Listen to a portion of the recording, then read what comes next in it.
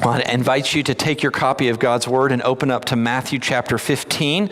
Matthew 15, we've been spending the summer months walking through, not verse by verse through the book of Matthew. That's our norm, is to go verse by verse, but to go scene by scene, looking particularly at scenes where we see the heart of Jesus, where we see his interactions with other people. And so today we come to Matthew chapter 15, verses 29 through 39, where we see Jesus interacting with a crowd, a needy crowd. And so I don't know about you, but I know I fit right in with that crowd. I have a lot of needs. And so I find myself in the crowd here. Let me ask you this. Have you ever had a gap moment in your life? Here's what I mean. A gap moment. Maybe it's been a gap in finances, right? Where what you need and what you have don't meet. Or maybe it's a gap in your abilities. Maybe what your employer expects from you and what you can bring to the table don't meet. Maybe it's a gap in expectations, like those Pinterest fails where expectation and reality don't quite meet. These are gap moments. In fact, I would say life is full of those small to huge gap moments, and they are actually gifts from God. They're a gift from God because they teach us that we are insufficient and he is all-sufficient. They teach us to depend on him. I remember when Tara and I were in Louisville, I was in seminary. At the time, I had a full class load. I was working full-time. She was also working full-time, plus another part-time job, just to try to make ends meet. And quite frankly, it was too much. Too much for her. I remember sitting in a small group. After the group left, it was just us and the group leaders, and we start crying because it's just we're overwhelmed. We can't do this. And a group leader wisely instructed me as husband and leader of the family to do something. He said, I can't tell you what that is, but something's got to change. So we decided to, she preferred her lower paying part-time job. So we moved her full-time to that job. And guess what? There was a huge gap all of a sudden between what we needed and what we could bring in. But we said this is the faithful thing to do, and can I tell you, God in his mercy never left us a month without enough. I'm not saying it was a lot. I remember in one particular month, we had $5 to spare at the end of the month. So we celebrated by going to Wendy's after church one day and shared a large fry and 2 burgers and 2 waters for $4.38. Jesus is enough. And it's when we step into those gap moments by faith that we learn that he is enough. You see, in our flesh, we deceive ourselves into thinking, I can fix this, I can fill this gap, I can satisfy everything. I don't need Jesus because I've got this. And we believe the same lie that the serpent whispered in the garden when he said, you can become like God. So much as we don't like these gap moments, they are opportunities for us to learn to depend on God, to learn to recognize our need and experience how Jesus is the all-sufficient satisfier of our soul. He's the very thing that we were created to need, and he desires to be our satisfier. If you want to take notes today, I'd encourage you just to jot this little sentence down. Jesus desires to be my all-sufficient satisfier. Jesus desires, he desires, we're going to see it in the text, to be your all-sufficient satisfier. Not partial satisfier, but all-sufficient satisfier. Each of us this morning have gaps, whether we want to admit it or not. For some of you, you've been trying to fill that gap of your own insufficiency. You're tired, you're frustrated, and maybe a little hopeless. And I'm glad that you're here today because I want you to hear the heart of Jesus who desires to fill that gap for you. God's been inviting you to bring your failures and your sin to Jesus. Others of you today, maybe you've experienced the satisfaction of salvation, what we just sang about. But then as life has gone on, we begin to forget, much like the disciples, that Jesus is still our only hope. It's not get Jesus and then keep on doing what I want to, but I need Jesus just as much now as I did the moment I trusted in him. He's the only one who can satisfy. And today, God is calling you to bring your strengths and your weaknesses to Jesus and say, God, have it all. I'm trusting you, not myself. As we've walked through Matthew, some things we've seen about Jesus is, for instance, back in Matthew chapter 11, that it is his gentle nature that draws us to him. Jesus says, I am lowly and gentle in heart, and you'll find rest for your souls. We saw then last week in the text right before this one that as Jesus has entered into Gentile region, there's this Canaanite woman, and it was so confusing to us. Why would Jesus treat this woman in a dismissive way, even offensive? And we saw there that what Jesus is doing is he's drawing out her faith until she makes that incredible statement of faith. Lord, even the dogs eat the crumbs that fall from their master's table. See, Jesus is testing for genuine faith. He's testing you right now. Do you trust him? Will you trust him? And having responded to this woman with great faith, providing her the desired fruit of that faith, the healing for her daughter, Jesus now turns to a largely Gentile crowd who comes with many, many needs.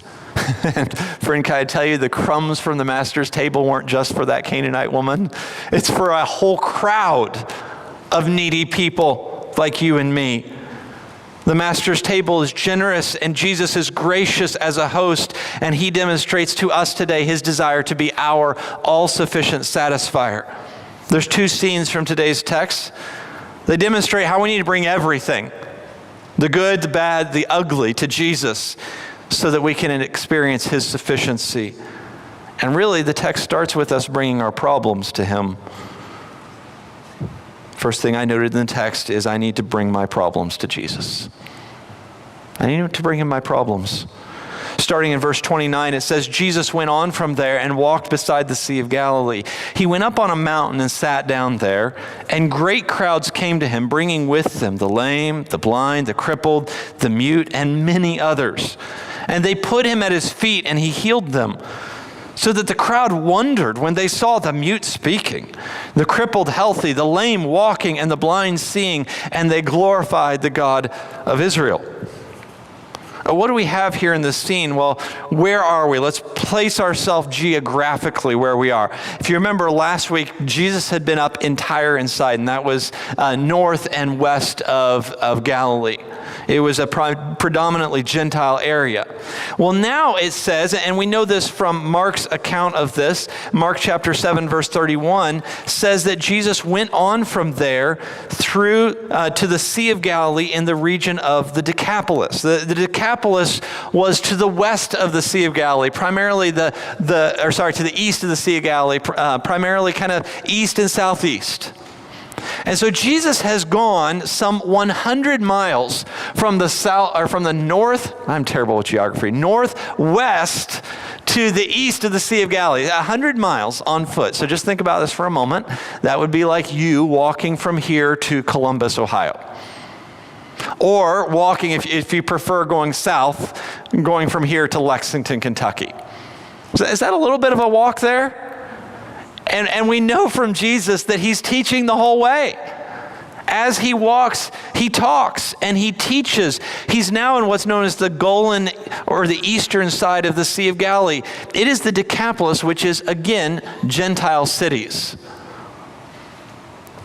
As he comes there, Jesus sits down on a mountain. If you've been to the Sea of Galilee, my parents have had the opportunity to be there and see it. As you sit on the Sea of Galilee and you look east, these tall mountains just rise up from the sea.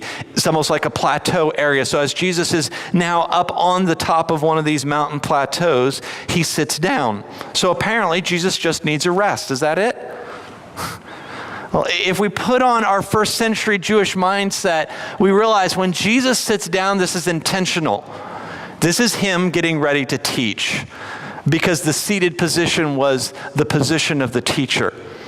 I should be seated and you should be standing right now. But it's okay, I'll stand, you can sit. He's not just taking a rest, he's getting ready to teach. And while the text doesn't describe any of the teaching that takes place, we know from the gospel accounts, Jesus teaches, and as Jesus teaches, the needy come.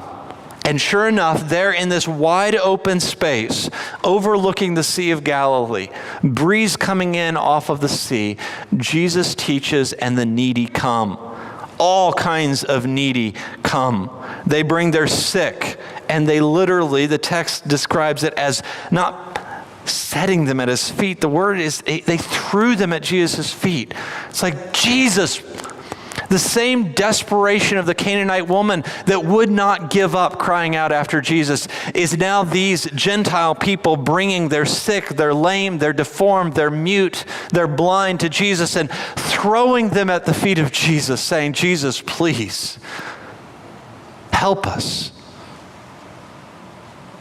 It reminds me of 1 Peter chapter 5, where we are told that we are to cast our anxieties upon him. Why? Because he cares for us. Again, it's the heart of Jesus. We bring all of our problems, our anxieties, our needs to Jesus, and we throw them at his feet and we say, Jesus, help me. And he says, be happy to. I care about you. The description here is all kinds of disabilities, physical disabilities, both those with deformed limbs that obviously don't work, and also those with normal limbs that don't work. Those that have a mouth but words won't come out. Those who have eyes but they cannot see. And what it should remind us of is the prophet Isaiah, who says in Isaiah chapter 35, verses 5 through 6, these words. The eyes of the blind shall be opened, the ears of the deaf unstopped. Then shall the lame man leap like a deer, and the tongue of the mute sing for joy. The waters break forth in the wilderness and streams in the desert. The Messiah has come. But what's astonishing about this is it's the Gentiles. The waters have broken forth in the wilderness on this mountainous plateau.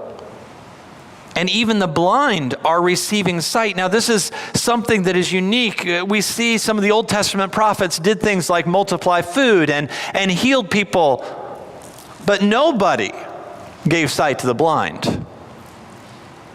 But Jesus does, because Jesus is all sufficient. Psalm chapter 146 describes the all-sufficiency of God, that no matter what we bring to him, he is able to take care of it. Verses 7 and 8, the Lord sets the prisoner free. The Lord opens the eyes of the blind. There is nothing that Jesus can't do to satisfy your soul. Do you believe that this morning? There was nothing that was brought to Jesus and thrown at his feet that he could not bring wholeness to.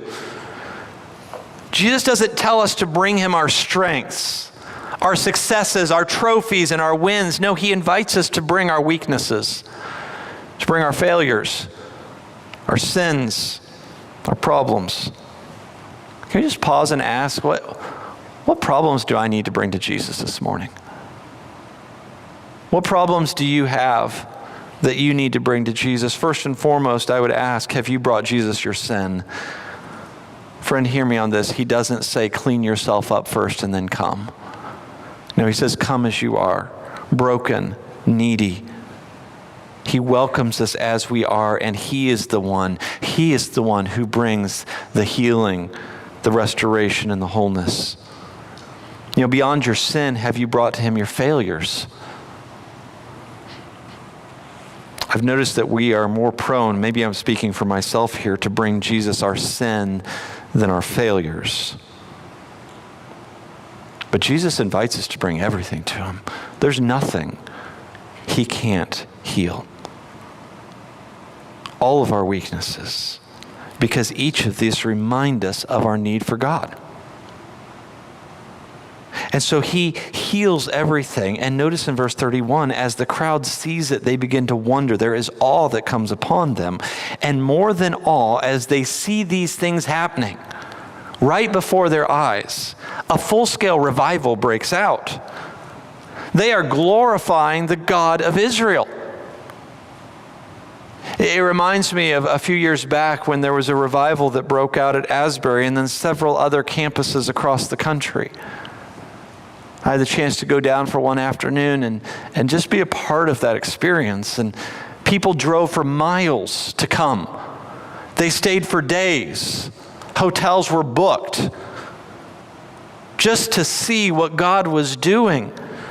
Except what's astonishing is this is happening among the Gentiles. Didn't Jesus just say last week, I was sent only for the lost sheep of Israel? Here they are, a huge Gentile crowd for 3 days glorifying God. And a strong clue that this is in fact a Gentile crowd is the fact that it says they glorified the God of Israel. If you're an Israelite, you don't have to specify, I'm glorifying the God of Israel. I'm just glorifying God. He is the one and only God. There is no other. But now these are Gentiles, pagans, who had grown up worshiping all kinds of gods, and they have seen that Jesus is the all-sufficient satisfier, and they glorify not the God of their fathers, not the God of their peoples, they glorify the God of Israel. And this is a foretaste of heaven. Revelation chapter 5 describes this scene around the throne. It says, worthy are you to take the scroll and open its seals, speaking of Jesus. For you were slain, and by your blood you ransomed people for God from every tribe and language and people and nation. And you've made them a kingdom and priests to our God, and they'll reign forever. Here's just a glimpse of people from all kinds of backgrounds with all kinds of needs now worshiping because the kingdom of heaven is at hand. As I pondered this last sentence in verse 31, it got me questioning my own response to Jesus' sufficiency. What's my response to Jesus' sufficiency? We see here an example from the Gentiles of what we should do when we encounter the all-sufficient power of Jesus. But do we take time to glorify God? Do we, church? Do we take time to praise and glorify God? Could it be that revival doesn't break out because, well, frankly, we're too busy. We're too preoccupied. We're too easily unimpressed. And we're missing what's right in front of us. Friend, we need to pause a moment and consider all that God has done for us. Well, what's your response to Jesus' sufficiency? This past week, I took some time to consider all that God had done for me. I just started jotting down in my journal ways that God has, as Psalm 13 says, dealt bountifully with me. And can I tell you what happened as I began to fill a page in my journal of these things? My heart began to rejoice. I began to praise God and sing to Him. See, worship is our natural response to God's all-sufficiency in our weakness. When we see what God has done, it does something in here. It should. And as we will see, this 3-day revival is really just the appetizer. It's the hors d'oeuvre. Jesus has something even greater for this huge multitude that has shown up. And it's a feast that previews the feast of heaven. But before we can get to the feast, Jesus has to confront us and the disciples once again of their insufficiency, of our insufficiency, and of His all-sufficiency, the one who can satisfy our needs, satisfy our soul. So secondly, not only do we need to bring Jesus our problems, you ready for this? We need to bring Jesus our provisions. Not only what we don't have, but what we do have. We need to bring bring your provisions to Jesus. Continuing on in the text, then Jesus called His disciples to Him and said, I have compassion on the crowd because they have been with me now 3 days and have nothing to eat. And I'm unwilling to send them away hungry lest they faint on the way. And the disciples said to Him, where are we to get enough bread in such a desolate place to feed so great a crowd? And Jesus said to them, how many loaves do you have? And they said 7, and a few small fish. And directing the crowd to sit down on the ground, He took the 7 loaves and the fish, and having given thanks, He broke them, and He gave them to the disciples, and the disciples gave them to the crowds. And they all ate and were satisfied, and they took up 7 baskets full of broken pieces left over. Those who ate were 4,000 men, besides women and children. And after sending away the crowds, He got into the boat and went to the region of Magadan. I need to bring not just what I don't have, but also what I do have to Jesus. We see here the heart of Jesus once again. Jesus calls his disciples to him, the midst of the busy chaos of what's going on. People running and jumping because they haven't been able to walk, and now they can. People singing because they haven't been able to talk, and now they can. And the joy and the laughter of that mountaintop. And Jesus calls the disciples and says, I have compassion on the crowd. It's the same word. We've come to it before. It means this gut level feeling of care. But there's something different about this time. We've heard this same phrase before back in Matthew chapter 9. Jesus says that he saw the crowds and had compassion for them. And it says there, because they were harassed and helpless like sheep without a shepherd. Well, it's one thing for Jesus to feel compassion for the harassed sheep of Israel. But now as Jesus stands with his disciples looking over this huge crowd, it's not the sheep that he has compassion on. He's looking over a crowd of Gentile dogs. Remember, that's what was just described a few verses earlier. And Jesus says, I have compassion on them. Did you see that? And he goes on and he says, I am unwilling to send them away hungry. Just think about that for a moment. Jesus says, I am not willing to send them away hungry. Friend, if you ever walk away from a church service hungry, that's your own fault. Because Jesus is unwilling to send us away hungry. The very people that we are probably most inclined to send away, Jesus is unwilling to send away. I think we need to keep this in mind as we go into a week of VBS. We have to look at people through the eyes of Jesus. He says, I have compassion on them. I'm concerned for their well-being. I'm not willing to send them away hungry. Why? Lest they faint on the way. You see, the people came, they did not plan to spend 3 days on that mountaintop. Rarely when we have a mountaintop experience with God do we plan to spend as much time there. But when you're with Jesus, time goes by. And they didn't bring enough resources for a 3-day trip. And so there is true risk of physical harm to them if Jesus sends them out into the heat for a long journey without any food. And so he turns to his disciples and says, well, he doesn't tell them. He just says, I'm not willing to send them away hungry. And the disciples are like, okay, and what do you want us to do about it? Where are we going to get enough food in such a desolate place to feed so great a crowd? Jesus is once again asking his disciples to do the impossible. Have you ever been there before? You feel like Jesus is asking you to do something that's impossible? If you're helping with VBS, you should have your hand up in the air right now. Okay? Because we can't do this in our own strength. But I found their response a little bit shocking, given that Jesus had just earlier fed 5,000. Back in chapter 14, he had fed 5,000 in a wilderness place. So you would think the disciples would say, oh yeah, I got it. We're going to replay that same thing we did, a few weeks back. Is it that they've just forgotten so quickly? Well, I can't exactly point fingers because I seem to forget God's truth sometimes rather quickly myself.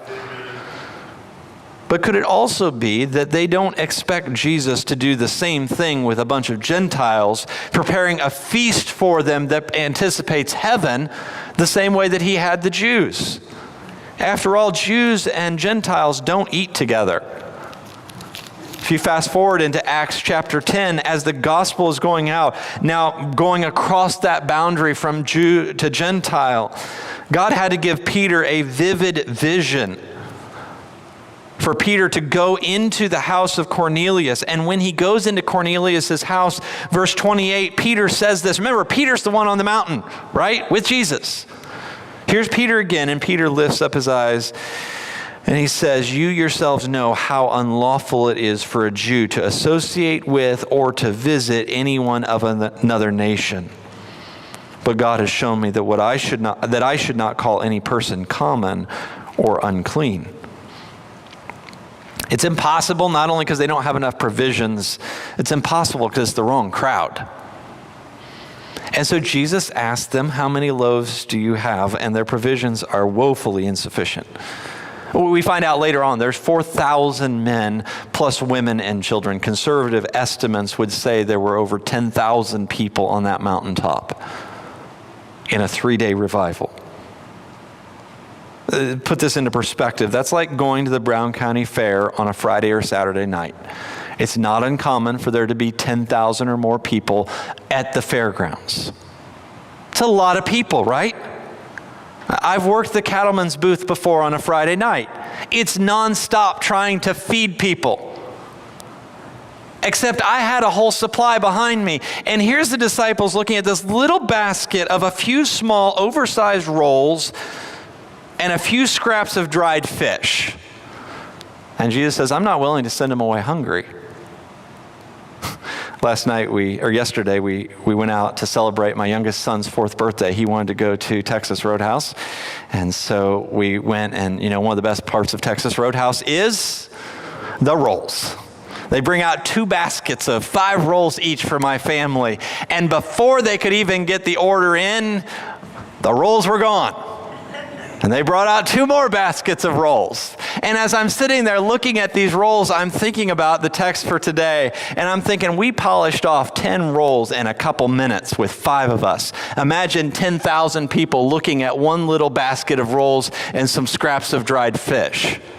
Like, don't even start passing it out. There's going to be a riot because everybody wants some and there's not enough. It's a gap moment, right? There's a gap between what's needed and what they have. And we tend to, in those gap moments, go either into despair or overactivity. On the one hand, we say, the situation's hopeless, why bother? That's really what the disciples were doing here. Jesus, why bother? We don't have enough. Or we can go on the other side and say, well, we just got to work, and we're going to find a way to make this happen.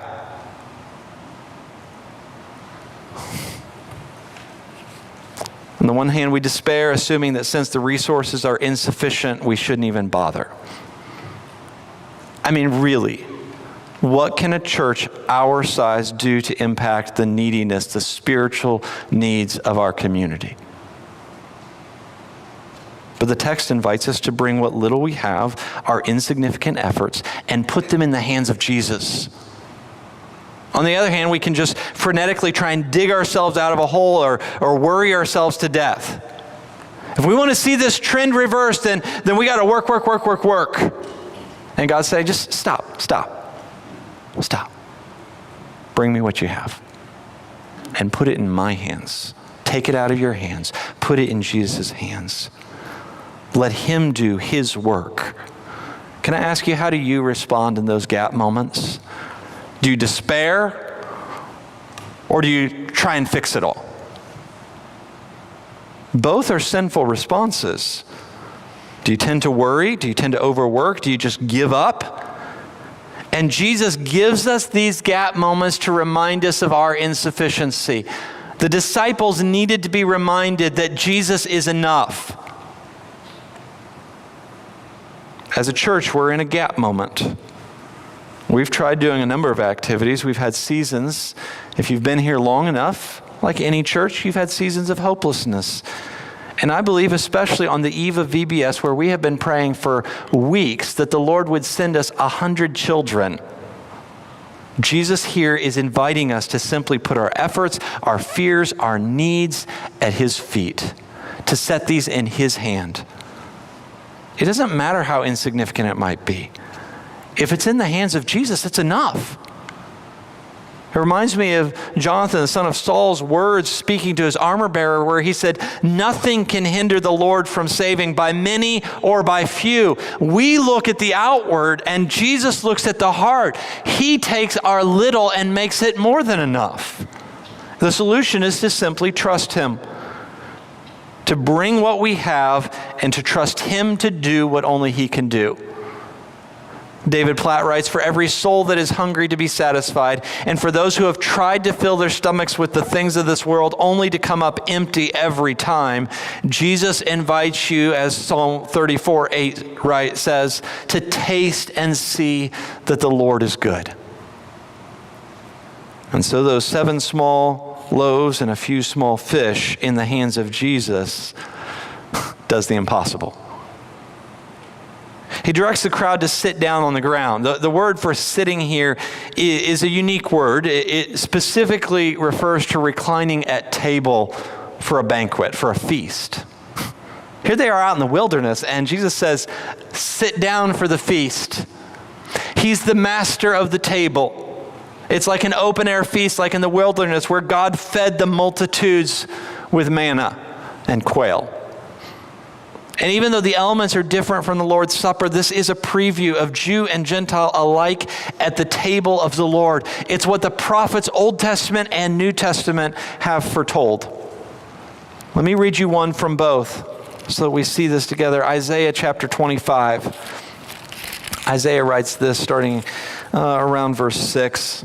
On the mountain of the Lord of hosts on this mountain the Lord of hosts will make for all peoples a feast of rich foods, a feast of well-aged wine, of rich food full of marrow, of aged wine well refined. He will swallow up on this mountain the covering that is cast over all peoples, the veil that is spread over all the nations. He'll swallow up death forever, and the Lord God will wipe away tears from all faces, and the reproach of his people he will take away from the earth, for the Lord has spoken. Does that phrase remind you of anything? Wiping away tears from every eye? Not surprisingly, in Revelation chapter 9, this same theme is picked up. Starting in verse 7, let us rejoice and exult and give him glory, for the marriage of the Lamb has come, and his bride has made herself ready. It was granted her to clothe herself with fine linen, bright and pure, for the fine linen is the righteous deeds of the saints. And the angel said to me, write this, blessed are those who are invited to the marriage supper of the Lamb. And he said to me, these words are the true words of God. Jesus is preparing a feast. They are seated, and he begins to share the food. Notice he doesn't leave the disciples on the sidelines. They're sitting over there saying, this is impossible. And Jesus says, here, hand this out. Here, hand this out. Hand this out. They are instruments of satisfying the crowd's hunger. Jesus meets needs through us. Hear that. He meets needs through us. Amen. It is Jesus who is the all-sufficient satisfier. But the disciples are involved in bringing that to the crowds. And it's really interesting because there's a bit of an irony in the words here. The question that we have recorded from the disciples is, where can we get enough bread in this desolate place to give the crowds all they want? And now we find the disciples handing out food to the point that the crowd is completely stuffed. Have you ever been there before? Eaten maybe more than you should have? My wife picks on me because every now and then, she's a really good cook, and I just can't help myself. I'll go back for seconds, sometimes thirds. And then I'll sit there and it hits me about 10 minutes later. I'm like, oh, I'm so full. I shouldn't have eaten that. I'm stuffed. That's what's describing here is the people have been reclining on the mountain, hungry. Jesus takes the insufficient provisions, multiplies them to the point that they're now reclining saying, oh, I'm so full. I couldn't eat more if I wanted to. They're satisfied. So can you ask yourself whether you are satisfied? Am I satisfied? You see, friends, Jesus satisfies to a deeper level than anything this world can do. No amount of scrolling through social media or entertainment can satisfy. Only Jesus can. No amount of food or drink can satisfy. Only Jesus can. No amount of work or accomplishments can satisfy. Only Jesus can. No amount of awards, medals, or honors can satisfy. Only Jesus can. No amount of wealth or retirement funds can satisfy, because only Jesus can. If any of these things could have satisfied, Hollywood, Vegas, New York City, and Dubai would be the most satisfied places on the globe. But they are full of hopeless, hurting people because they need Jesus. Amen. Are you satisfied this morning? Are you looking to Jesus to satisfy your soul? Friend, it wasn't just that there was enough food to get them by. There was extras. Again, it's a word that's more Gentile in nature to refer to these baskets. In fact, the other place that this word for basket is used is in Acts chapter 9. The Apostle Paul needs to escape out of a town. And so at night, they put him in a basket and lower him out of the walls of Damascus. Acts 9:25, look it up for yourself.